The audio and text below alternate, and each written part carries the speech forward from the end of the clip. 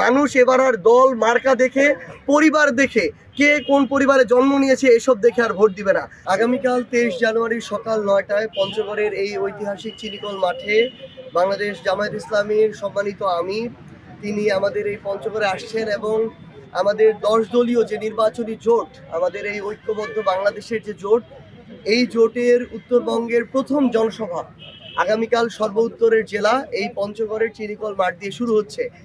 আমরা মনে করছি যে পুরো পঞ্চগড় জেলার লক্ষ লক্ষ মানুষের একটি জনসমাগম আগামীকালকে এখানে হতে যাচ্ছে, যেখানে ইনশাআল্লাহ তিল ধারণেরও কোনো ঠাঁই থাকবে না।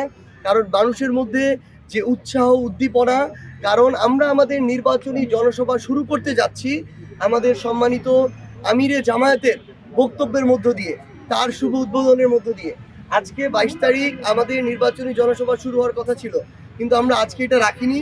কারণ আমরা মনে করি যে আমাদের 10 দলীয় যে নির্বাচনী ঐক্য, সেই ঐক্যের সবচেয়ে বড় রাজনৈতিক দল বাংলাদেশের জামায়াত ইসলামীর সম্মানিত আমির যখন তিনি নিজে আমাদের এই জনসভা উদ্বোধন করবেন, এই যে বিজয়ের ঢেউ, এই যে মানুষের মধ্যে জাগরণের ঢেউ, এই ঢেউ ইনশাআল্লাহ 12ই ফেব্রুয়ারি বিজয় পর্যন্ত পৌঁছাবে ইনশাআল্লাহ।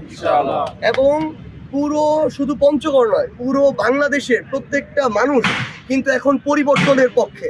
প্রত্যেকটা মানুষ আগেকার যে সিস্টেমগুলো, ঘুণে ধরা সিস্টেম, যারা বারবার মানুষকে কথা দিয়ে প্রতারিত করেছে কিন্তু কথা রাখতে পারে নাই, যাদেরকে নির্বাচনের 1 মাস আগে বসন্তের কোকিলের মতো দেখা গিয়েছে, পরের 4 বছর 11 মাস আর খুঁজে পাওয়া যায় নাই, যারা এককভাবে 2-1টা মানুষ নিজেদেরকে জনগণের খুব কাছাকাছি হিসেবে রিপ্রেজেন্ট করে, কিন্তু মাঠ পর্যায়ের অনেক মানুষের দ্বারা সাধারণ মানুষ আবার দেখা যায় যে তারা নির্যাতিত হয়, জুলুমের শিকার হয়, হয়রানির শিকার হয়।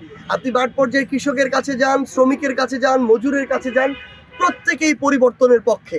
প্রত্যেকের বিবেকের মধ্যে অভ্যুত্থান বিপ্লবের যে বার্তাটা সেটা পৌঁছে গিয়েছে। মানুষ এবার আর দল মার্কা দেখে, পরিবার দেখে, কে কোন পরিবারে জন্ম নিয়েছে এসব দেখে আর ভোট দিবে না। করবে কাকে তারা সব সময় কাছে পাবে, কাকে কাছে পেয়েছে, কে তার উপকার না করতে পারলো অন্তত ক্ষতিটা করে নাই, মানুষ তাদেরকে বয়কট করবে। যারা এখনো ধমক দিচ্ছে, যারা বলছে ভোট না দিলে নির্বাচনের পরে দেখে নিবে, যারা তাদের জায়গা থেকে ক্ষমতার অপব্যবহার করে মানুষকে মিথ্যা মামলা দিচ্ছে, মামলা দিয়ে হয়রানি করছে, মামলা থেকে নাম কাটানোর জন্য টাকা খাচ্ছে, এই সকল যারা জনবিমুখ মানুষ, এই সকল মানুষ যারা জনগণের ভোগান্তির কারণ, তাদের সবাইকে এবার মানুষ বয়কট করবে। এবং আমরা ইনশাআল্লাহ বিশ্বাস করি আমাদের সম্মানিত আমিরে জামায়াত পঞ্চগড়ে আসার মধ্য দিয়ে যে গণজোয়ার তৈরি হবে, সেই গণজোয়ার বাংলাদেশের সর্বোত্তরের জেলা পঞ্চগড় থেকে শুরু করে সর্বদক্ষিণের জেলা কক্সবাজার পর্যন্ত ছড়িয়ে পড়বে। 1,47,570 কিলোমিটারে ছড়িয়ে পড়বে।